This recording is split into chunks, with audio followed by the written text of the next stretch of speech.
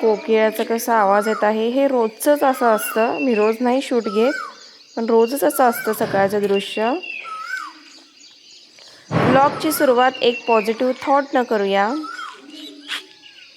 परिस्थिती नेहमी आपल्या मनासारखी नसते, पण आपला दृष्टिकोन आपल्या हातात असतो. चांगला विचार करा, सकारात्मक राहा आणि प्रत्येक दिवस आनंदाने जगा. असं मी म्हणते की जेवढं तुम्ही पॉझिटिव्ह राहाल तेवढ्या सगळ्या पॉझिटिव्ह गोष्टी होत राहतात असं मला वाटतं.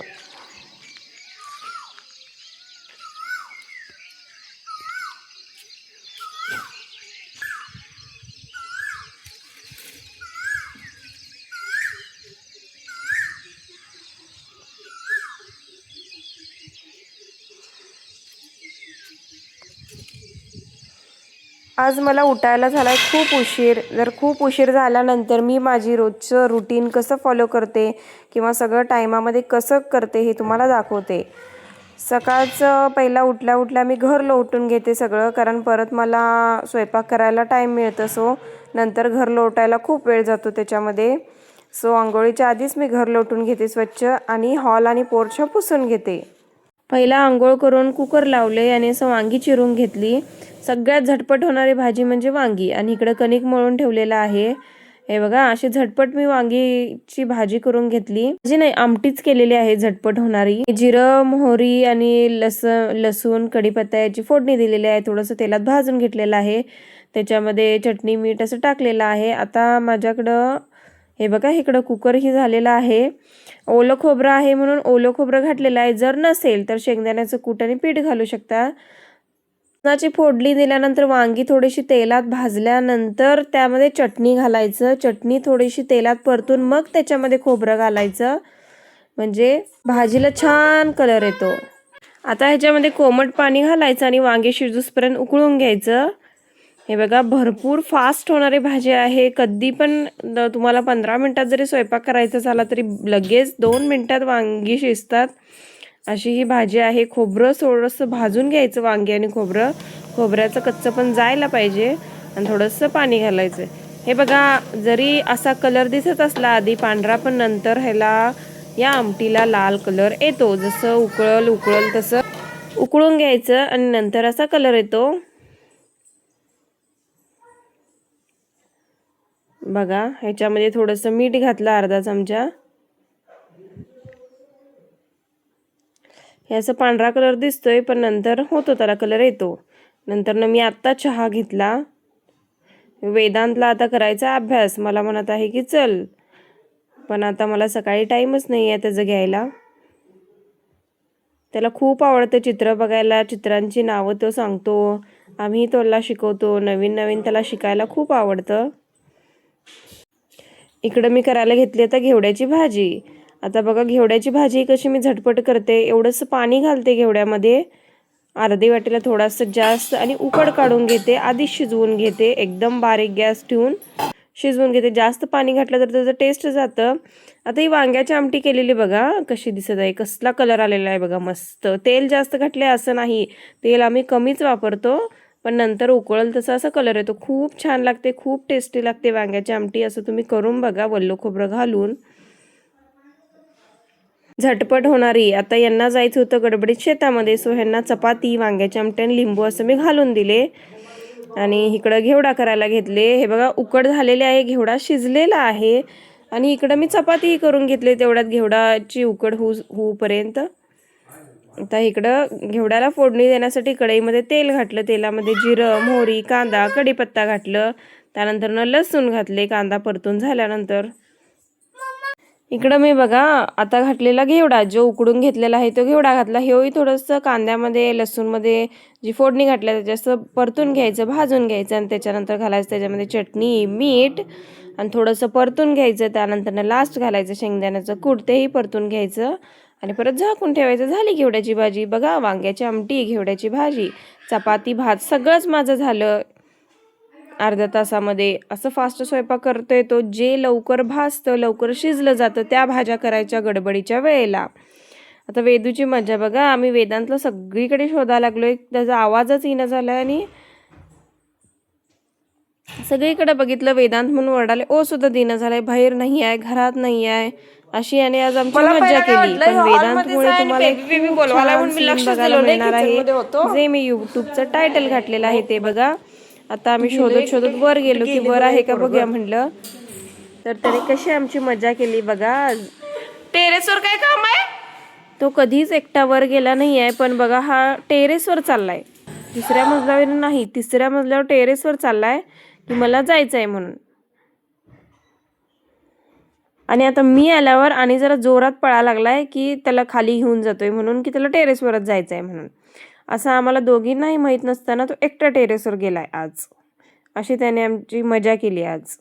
आणि आम्ही खाली सगळीकडे शोधायला लागलोय त्याला की घराच्या मागं आहे का, घरात आहे का, गोट्याकडे गेलाय काय, असं वगैरे.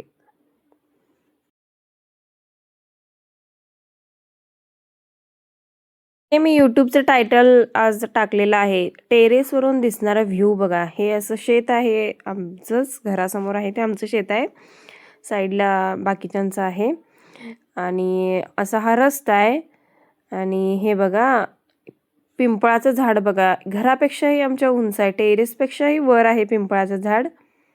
हे बघा सीन बघा तुम्ही इथला, हे समोरचं सीन आहे, घरासमोरचं सीन. आणि इकडं साईडला बघा, हे खाली आमची अशी जागा आहे पूर्ण, आणि हे शेड आहे म्हशीचं. आणि इकडे ही शेतीचाच भाग आहे सगळा. हे एका आमच्या शेजाऱ्यांचं घर आहे, जो पज्जू येतो व्लॉगमध्ये तुम्ही बघितला असाल, त्या पज्जू त्यांचं ते घर आहे. हे आमचं शेड, आणि इकडं साईड एक बाथरूम आहे एक्स्ट्रा, आमचं बाहेर एक असू दे म्हणून केलेलं आहे. व्ह्यू बघा तुम्ही, हे पिंपळाचं झाड बघा किती उंच आहे, आणि याची सावली बघा कशी आहे. इथं मी आणि वेदू खेळतो, ती जागा बघा.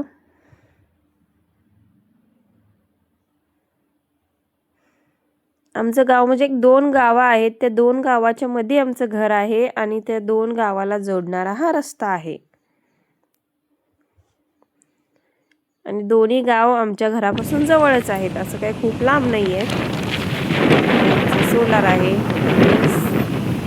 मागचा व्ह्यू बघा आता. आणि आवाज बघा तुम्ही तो आहे.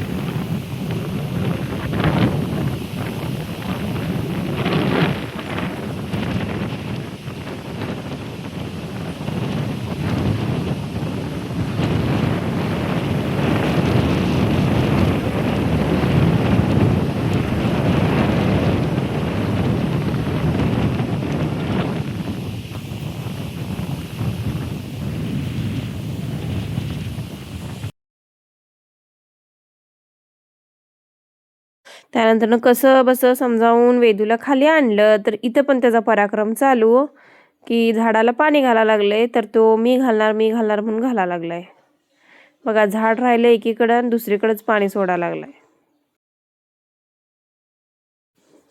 असंच असतं त्याचं, आम्ही काय करल तिथे तो येतो आणि मी करणार म्हणतो. मग त्याला आम्ही असं काय कावाकावी काय करत नाही, त्यात त्याच्या हातात देतो आणि त्याला पण शिकवतो की असं कर वगैरे.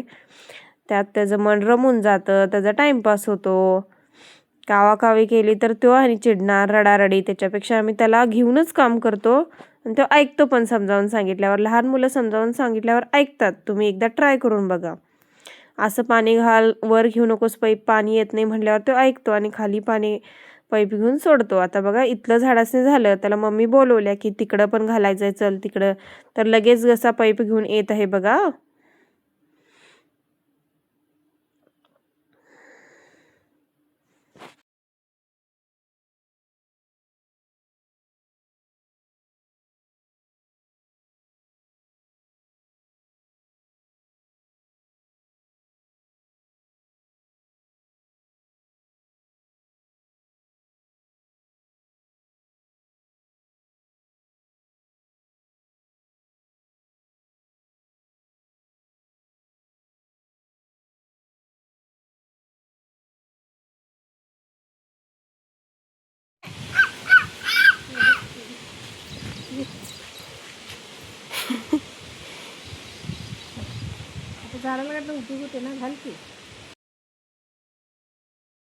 त्यानंतर ना एका ठिकाणी पंचमीचा वौसा दिल्यानंतर त्यांची सून आलेली आहे. तिकडं वेदू आणि मम्मी जात आहेत.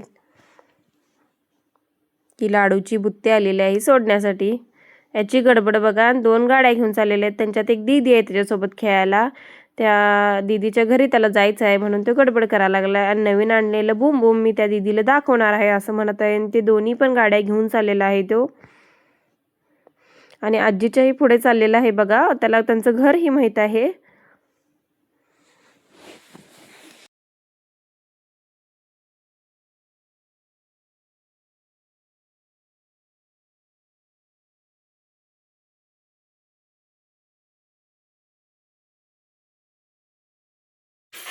हे असं तिकडं गेले त्यांच्या घरी. हे बघा असा रस्ता आहे. तुम्ही वरून बघितलाच असेल व्ह्यू.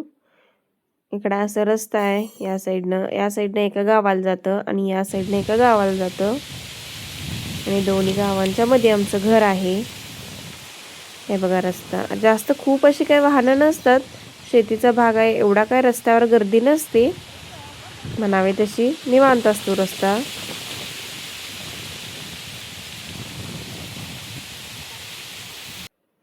वारं किती सुटलेलं आहे तुम्ही बघू शकता. झाडं किती हालत आहेत त्यावरनं. त्यानंतर संध्याकाळची वेळ आहे. वेदू त्यांच्या आजीसोबत गप्पा मारत आहे. वेदूचं नवीनच चाललेलं आहे की मला दादा म्हणायचे. म्हणा वेदू म्हटलं की नाही, वेदू नाही मी दादा म्हणतो. हो मनानच सांगतो. आम्ही काही पण शिकवलेलं नाही त्याला. हे कच्चं मूग आणलेलं आहे एकांच्या शेतातनं आणि कच्चं मूग खात आहे. काय फुगा फुगवायचं का नाही? वेदूचं बर्थडे आहे म्हणून ते सापडलं का नाही, हरवलेलं इतके दिवस. किती फुगा फुगवायचा? हा 4-5 फुगवायचा. मम्मम पण आणायचं वेदूच्या बर्थडेला. आणि काय करायचं? हा काय? हा बाय बाय. चला भेटूया उद्याच्या व्लॉगमध्ये.